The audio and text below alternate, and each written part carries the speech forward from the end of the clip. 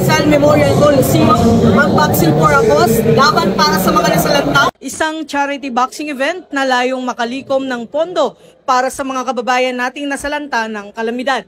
Dinaluhan ng naturang aktibidad ni Department of the Interior and Local Government, DILG Secretary John Vic Remulla, habang inaabangan naman ang lahat na pinakahihintay na laban sa pagitan ni Chief PNP Police General Nicolas Torre III at Davao City Mayor Sebastian Baste Duterte. Nasa venue na ngayon si Police General Torre III at inaasahang anumang sandali ay haharapin niya sa ring si Mayor Duterte.